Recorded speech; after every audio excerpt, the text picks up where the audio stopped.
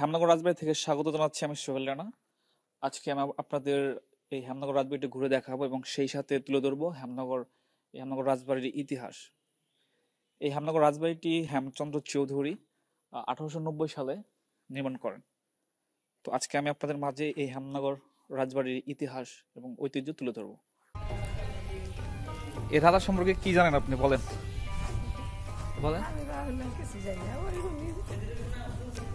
মানুষের কাছে শুনি যে এই ব্যাক ইন্দিরা আসাল ইন্দা মেলারি ইন্দিরা আসাল আমরাও ইন্দিরা দেখছি মেলারি একটা আসাল ইন্দিরা মেলা ইন্দিরা আসাল ইন্দিরা আমাদের লোকেরা বলে গরু জাতের গরু রক্ত ফলাই চাল আবার ওই গালটা আমাদের মাংস দুই চাল তো লাখ করে বলে গেছে। রাজা কেমন ছিল শুনছেন? কেমন আসাল তো বলে মেলাই ভালোই ছিল। হ্যাঁ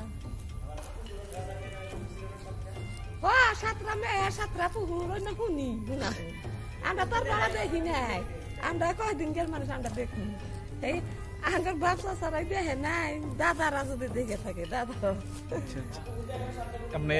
সাতটা পুকুর আছে মনে করি নাই একটা ওই যে বোর্ডিং এর পুকুর একটা ওই যে বড়গাঁও একটা তাদের যে এই পুকুরে আছে। এমনি আমরা শুনছি যে রাজা নাকি তত্ত্বাচারিত ছিল, এটা কি ঠিক কথা? ধন্যবাদ।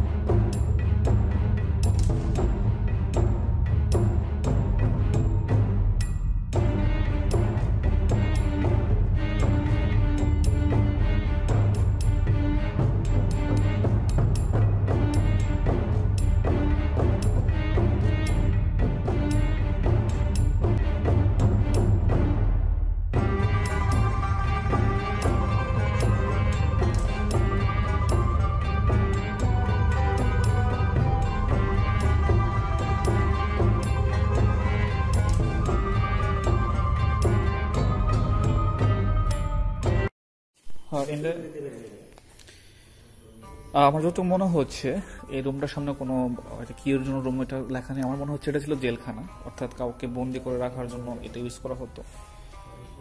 আবার দুঃখের সাথে বলতে হচ্ছে যে এই পাশের যে গ্রিলগুলা দেখতে পাচ্ছেন এগুলো অক্ষত আছে এখনো, কিন্তু রুমের এ পাশের যে গ্রিলগুলো ছিল এগুলো দেখতে পাচ্ছেন এগুলো কেটে নিয়ে যাওয়া হয়েছে। আসলে ওইগুলো সবাই যার যার মতো নিয়ে গেছে, মানে কেটে নিয়েছে, এটা দেখতেই পাচ্ছি আমরা। আর এই রাজবাড়ির এত সুন্দর করে নির্মাণ, যেটা আসলে আমি আপনাদের যদি দেখাই, দেখতে পাচ্ছেন এ পাশে কিন্তু রুম, এগুলো প্রতিটা রুম, আর এটা হচ্ছে বারান্দা, অর্থাৎ রুমের সামনে কিন্তু সুন্দর বারান্দা রয়েছে, চতুর্দিকে বারান্দা, এই দেখেন বারান্দা, এ পাশে রুম, সেই সাথে মাঝখানে খুব সুন্দর একটা স্পেস আছে যেখান থেকে আকাশের চাঁদ দেখা যাবে, চাঁদ দেখা যেত। আর প্রতিটা রুমের সামনে কিন্তু বারান্দা।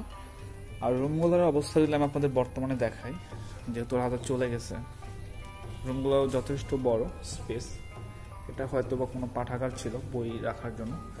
তো রুমগুলোর বর্তমান অবস্থা খুবই খারাপ, নোংরা, এবং এই রুমটার ভিতরে একটা ই ছিল। সো এই রুমের সামনে কিন্তু বারান্দা রয়েছে, অর্থাৎ জমিদার বাড়ির রুমের সামনে বারান্দা ছিল এবং কি পিছনেও খুব সুন্দর বারান্দা রয়েছে। প্রতিটা রুমের অবস্থা এখন খুবই খারাপ, দেখেন বৃষ্টি হয়েছে, পানি প্রবেশ করেছে, এখানে মেবি ছাগল গরু আসে, তার প্রমাণ হিসেবে এগুলো দেখা যাচ্ছে। সত্যি খুব সুন্দর একটি জমিদার বাড়িটাকে অনেক সুন্দর করে তৈরি করা হয়েছিল নির্মাণ।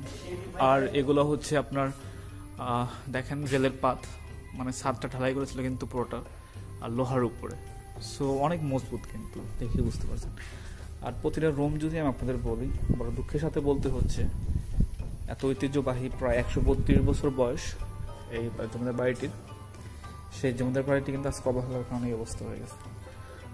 আর এই জমিদার বাড়ির রুমের সামনে যেরকম বেলকনি ছিল, যেমন একটা করে বারান্দা আছে, ঠিক একইভাবে কিন্তু পিছনের দিকেও খুব সুন্দর একটি বারান্দা রয়েছে। যদি আমি আপনাদের দেখাই,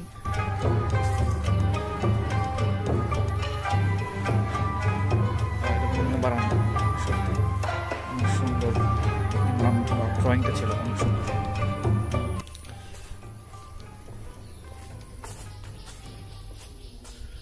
আর জমিদার বাড়ির এখান থেকে ঢোকার রাস্তা খুব সুন্দর একটা ঢোকার রাস্তা, এবং কি এখানে ঢোকার পরে কিন্তু সামনে যে স্পেসটা দেখা যায়, জমিদার বাড়ির মাঝখানে যে স্পেসটা সেরকম সুন্দর দেখা যাচ্ছে। সত্যি অসাধারণ। আর এই জমিদার বাড়ির দেওয়ালে যে কারুকাজগুলো দেখতে পাচ্ছেন সত্যি অসাধারণ। আমার অনেক ভালো লাগছে এই কারুকাজগুলো। সত্যি ওই সময়কার 1890 সালে নির্মাণ সেই কারুকাজগুলো কত সুন্দর ছিল, নান্দনিক।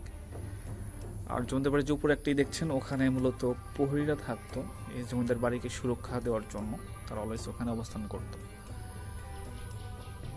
তো এ পাশে অনেক রুম রয়েছে, আর এ পাশে ছাদে ওঠার জন্য একটা সিঁড়ি রয়েছে। এটা বর্তমানে বন্ধ। আমি যদি আপনাদের দেখাই, এটা যদি আপনাদের দেখাই, তাহলে এটা ব্লক করে দেওয়া হয়েছে, কারণ এটা যেহেতু বর্তমানে ঝুঁকিপূর্ণ অবস্থায় আছে, এই পুরো বিল্ডিংটা ঝুঁকিপূর্ণ অবস্থায়। এই দেখেন, এটা ছিল রাস্তা ছাদে ওঠার, সেটা কিন্তু এখন পুরোটা ব্লক করে দেওয়া হয়েছে।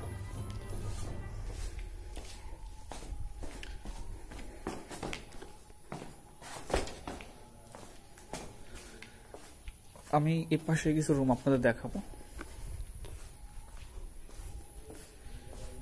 এ পাশেও কিছু রুম রয়েছে, যে রুমগুলোতে এখন মেবি পাতা রাখা হয়েছে। মানে এখানে লোকাল যারা আছে তারা এখানে পাতা, এখানে যেহেতু অনেক গাছ আছে সেগুলোর পাতা এখানে রাখে জ্বালানি হিসেবে ব্যবহার করার জন্য।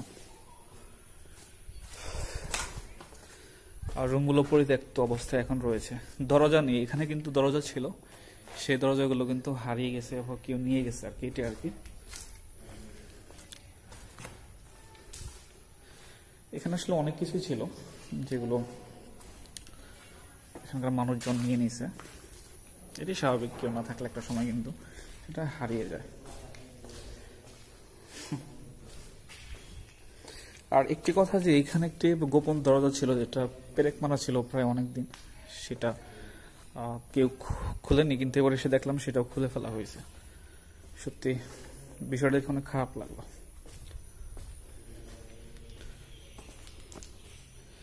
তো এই ছিল জমিদার বাড়ির ভিতরের বর্তমান অবস্থা। আপনাদের জানি না কতটুকু দেখাতে পেরেছি। এবার আমি যাব ছাদে গিয়ে আপনাদের এই সৌন্দর্যটাকে দেখানোর চেষ্টা করব। এই মুহূর্তে আমি আছি হেমনগর রাজবাড়ির একদম ছাদে অবস্থান করতেছি। দেখতে পাচ্ছেন এটা কিন্তু ছাদের লুক। সো এখানে যে বিষয়টা আমি দেখতে পাচ্ছি, এখানে পুরোটা গাছে কিন্তু ছেয়ে গেছে। দেখেন যে বিল্ডিং এর যে অবস্থা, এটা মূলত হচ্ছে সৈন্যরা সবসময় থাকতো, পাহারা দিত এই জমিদার বাড়িটিকে। সো এখানে দেখেন আজকে অবস্থা হচ্ছে বট গাছে ছেয়ে গেছে। দেখতে পাচ্ছেন আমার পিছনে যে এইগুলো, এটা বট গাছে ছেয়ে গেছে। আর উপর থেকে জমিদার বাড়িতে মাঝখানে লুকটা সত্যি অসাধারণ একটা লুক। তো এখানে আপনারা অবশ্যই আসবেন। এটার অবস্থান হচ্ছে টাঙ্গাইল জেলার গোপালপুর জেলায় হেমনগর অবস্থিত। এখানে আপনারা আসতে পারেন, আমি লোকেশনটা দিয়ে দেবো এখানে। এখানে চাইলে আপনারা ট্রেনেও আসতে পারবেন অথবা বাসে যোগে আসতে পারবেন, নো প্রবলেম। ঢাকা থেকে টাঙ্গাইলের বাস অথবা গোপালপুর বাসে আসলে আপনাদের সুবিধা হবে। সো সত্যি অসাধারণ লাগতেছে, আমার কাছে ভালো লাগতেছে। পাশে যে গাছগুলো দেখা যাচ্ছে খেজুর গাছ, খেজুর খেতে পারবো পেরে। তো যাই হোক, আমার কাছে কিন্তু যথেষ্ট ভালো লাগছে।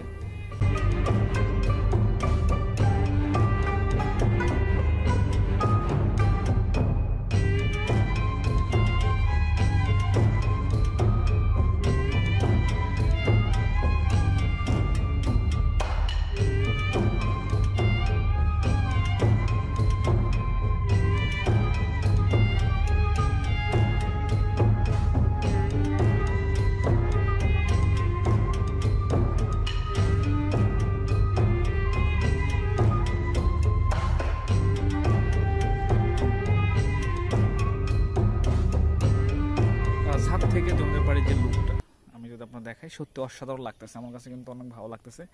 কিন্তু বিষয়টা হচ্ছে এই জমিদার বাড়ির যে অবস্থান এখন, আর সেটা হচ্ছে যে সব জায়গায় গাছে ছেয়ে গেছে, বিশেষ করে বট গাছগুলো দেখেন ছেয়ে গেছে। আর এটা হচ্ছে জমিদার বাড়ির মাঝখানে যে ফাঁকা জায়গাটা সেটার অবস্থান। আর এখান যে কারুকাজগুলো দেখতে পাচ্ছেন, কারুকাজগুলো সত্যি অসাধারণ, এবং কি ভবনটা আমার কাছে এতটাই ভালো লাগতেছে যেটা আপনারা এখানে না আসলে বুঝতে পারবেন না যে কত সুন্দর আসলে লাগতেছে। রিয়েলি অনেক সুন্দর লাগতেছে। আর হচ্ছে ভবনগুলোকে পুরোটা গাছে ছেয়ে গেছে, দেখেন বট গাছগুলো ছেয়ে গেছে। এখন কেউ না থাকলে যাওয়া আর কি, এখানে কেউ নেই, কোনো পরিচর্যা নেই। সো এগুলো এখন একটা সময় হয়তো পরিত্যক্ত অবস্থায় থেকে সব ধ্বংস হয়ে যাবে।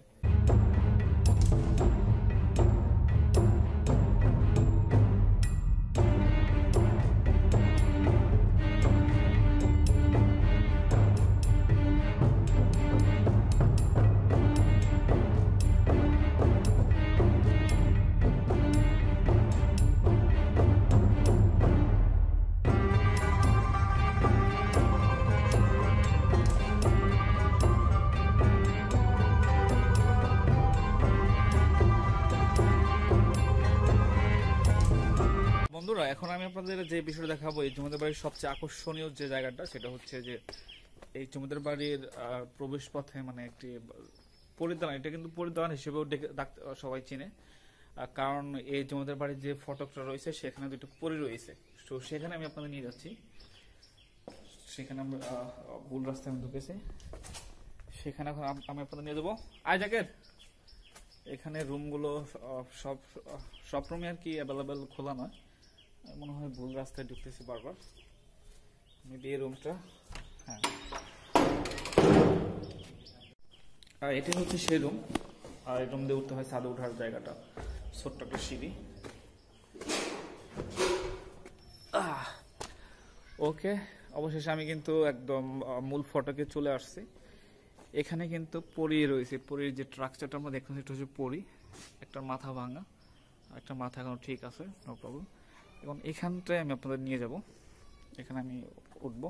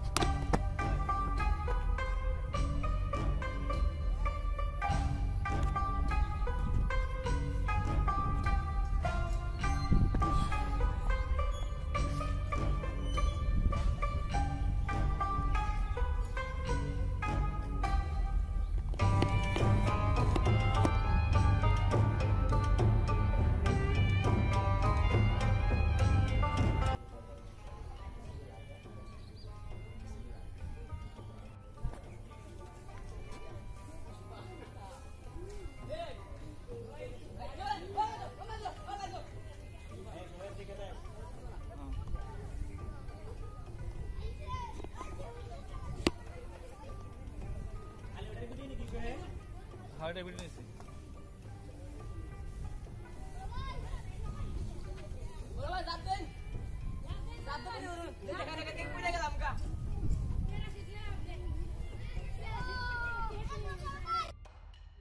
আমি এই মুহূর্তে জমিদার বাড়ির সর্বোচ্চ উচ্চায় অবস্থান করতেছি। আমরা দেখতে পাচ্ছেন এপাশে মাঠ আর নিচে, আর এটাই হচ্ছে যে সেই আকর্ষণীয় পরীর দালান যে নামে চিনে থাকে, এটাই হচ্ছে সেই আকর্ষণ পরী।